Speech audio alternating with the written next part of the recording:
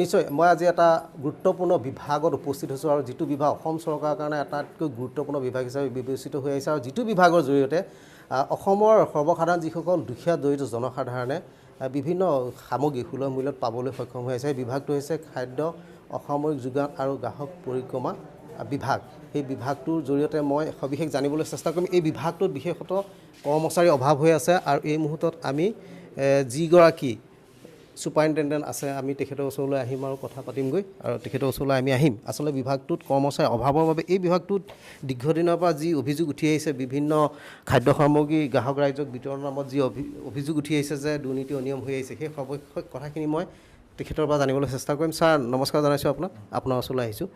আপোনালোকৰ বিভাগটোত কৰ্মচাৰীৰ অভাৱ বুলি আমি জানিব পাৰিছোঁ আৰু বিভাগটো কেনেধৰণে চলি আছে আপোনালোকৰ? আমাৰ বৰ্তমান এতিয়া গহপুৰ মহকুমাত অধীক্ষকক বাদ দি আৰু 5জন ইনস্পেক্টিং ষ্টাফ থাকিব লাগে, কিন্তু বৰ্তমান আমাৰ এজন মাত্ৰ ইনস্পেক্টৰে আমাৰ ইয়াত কাৰ্যনিৰ্বাহ কৰি আছে। গতিকে সেই ক্ষেত্ৰত আমাৰ যিখিনি ফিল্ডৰ কাম সেই কামখিনি এজন ইনস্পেক্টৰৰ দ্বাৰাই আমি চোৱা চিতা কৰাবলগীয়া হৈছে। গতিকে কিছু ক্ষেত্ৰত আমাৰ কিছু অসুবিধা হৈছে, গতিকে আমি যিমানখিনি পাৰিছোঁ সিমানখিনি আগবঢ়াই লৈ গৈ আছোঁ।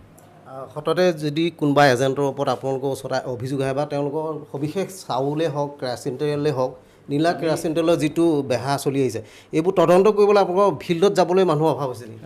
আমাৰ সেইটো ক্ষেত্ৰত অলপ হয়, তথাপি আমি যেতিয়াই আমি তেনেকুৱা অভিযোগ পাওঁ আমি নিজেই কেতিয়াবা এই ক্ষেত্ৰত ময়ো আমাৰ পৰিদৰ্শকৰ লগত মই নিজেও যাওঁ আৰু সেইমতে আমি বিভিন্ন সময়ত বিভিন্নজন এজেণ্টৰ ওপৰত আমি তেনেকুৱা ধৰণৰ ব্যৱস্থা গ্ৰহণ কৰি আহিছোঁ। নিশ্চয় ধন্যবাদ। আমি ভিতৰলৈ গৈ পৰিৱেশটো দেখুৱাব বিচাৰিম আচলতে বিভাগটো কেনেধৰণে চলি আছে, যিহেতু কৰ্মচাৰীৰ অভাৱ বুলি ইতিমধ্যে তেখেতে উল্লেখ কৰিছে আৰু আমি জানিব পাৰিছোঁ। আৰু এই মুহূৰ্তত আমি অন্যান্য যি ইনস্পেক্টৰ আছে ইনস্পেক্টৰৰ লগত কথা পাতিবলৈ বিচাৰিম। আৰু যিহেতু বিভাগটো এনেধৰণে চলি থকাৰ বিনিময়ত যি অভিযোগসমূহ উঠি আহিছে যে বিভিন্ন এজেণ্টসকলে দুৰ্নীতি কৰি আহিছে, চাউলকে ধৰি কেৰাচিন দালি বিভিন্ন যি খাদ্য সামগ্ৰী গ্ৰাহক ৰাইজক বিতৰণৰ ক্ষেত্ৰত কম পৰিমাণে দিয়া যি অভিযোগ উঠি আহিছে, যিহেতু এগৰাকী ইনস্পেক্টৰ ইয়াত আছে বুলি শুনিছোঁ আৰু আমি তেখেতৰ ওচৰলৈ আহিছোঁ যিহেতু কাম কৰি আছে। এই মুহূৰ্তত তেখেতৰ পৰা আমি সবিশেষ তথ্যখিনি জানিবলৈ বিচাৰিম, অলপ অসুবিধা দিম। আপোনাৰ ওচৰলৈ আহিছোঁ দুটামান কথা জানিবলৈ, যিহেতু ইয়াৰ পৰাই সুধিম, যিহেতু ইতিমধ্যে অলপ থিয় হৈ দিলে ভাল হ'ব। যিহেতু আমি ইতিমধ্যে আপোনালোকৰ তাৰ পৰা আমি জানিব পাৰিছোঁ যে আপোনালোকৰ কৰ্মচাৰীৰ যথেষ্ট অভাৱ হৈ আছে।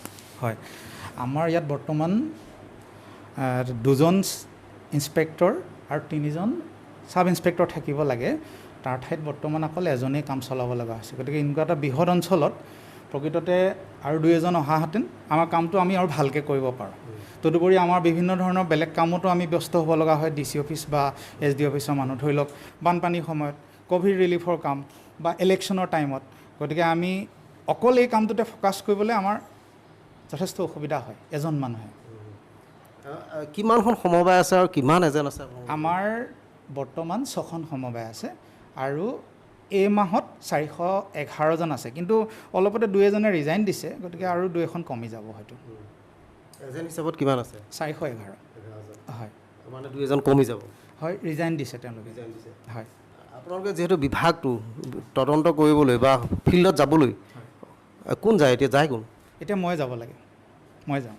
অফিচৰ কাম কোনে কৰে? অফিচৰ কামো কৰিব লগা হয়, সমস্যাটো সেইটোৱেই।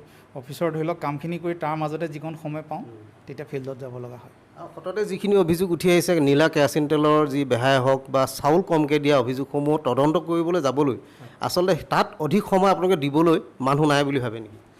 সেইটো যদি আমালৈ কিবা অভিযোগ আহে আমি অন্য সকলো কাম বাদ দি হ'লেও সেইটো তদন্তত যাওঁ, কিন্তু যদি অলপ ওপৰাপৰিকৈ আহে অভিযোগটো যে ক'ৰবাত হৈ আছে, কিন্তু সেই ক'ৰবাতো নাজানিলেতো আমাৰ যাবলৈ দিগদাৰী হৈ যায়।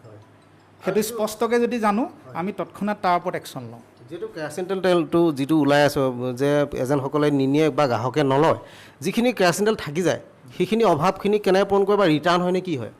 তাৰমানে যিখিনি কেৰাচিন তেল থাকি যায় সেইখিনি ডিপুৱে আমাৰ অফিচত ৰিটাৰ্ণ দিয়ে যে টোটেল ইমানখিনি কেৰাচিন তেল যোৱা মাহত এজেণ্টে নিয়া নাই, এজেণ্টে মানে গ্ৰাহকে নিয়া নাই।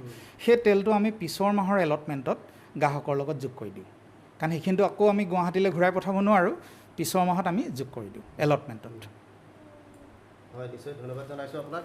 আৰু এই মুহূৰ্তত আমি দুগৰাকী যি ইনস্পেক্টৰ আৰু ছুপাৰিণ্টেণ্ডেণ্টৰ পৰা কথা পাতি গম পালোঁ যে বিভাগটো বহু কৰ্মচাৰীৰ অভাৱত চলি আছে আৰু প্ৰকৃতাৰ্থত যি অভিযোগসমূহ উঠি আহিছে সময়ে সময়ে সেই অভিযোগসমূহৰ প্ৰকৃতাৰ্থত তদন্ত কৰি ইয়াৰ সবিশেষ যি পুলি পোখাই উঘালিবলৈ হ'লে আচলতে মানুহৰ অভাৱ আৰু যে বিভাগটোৰ মন্ত্ৰী ডাঙৰীয়াই এই ক্ষেত্ৰত আচলতে গুৰুত্ব দিয়াটো প্ৰয়োজন আছে যিহেতু কৰ্মচাৰীৰ অভাৱত এটা বৃহত্তৰ মহকুমা বিশ্বনাথ জিলাৰ বৃহত্তৰ মহকুমা গহপুৰত আচলতে যি এই যোগান বিভাগটো যি গ্ৰাহক পৰিক্ৰমা বিভাগটো সুচাৰুৰূপে চলাই নিয়াত কিন্তু কম কৰ্মচাৰীৰ ক্ষেত্ৰত অসুবিধাৰ সৃষ্টি হৈ আহিছে।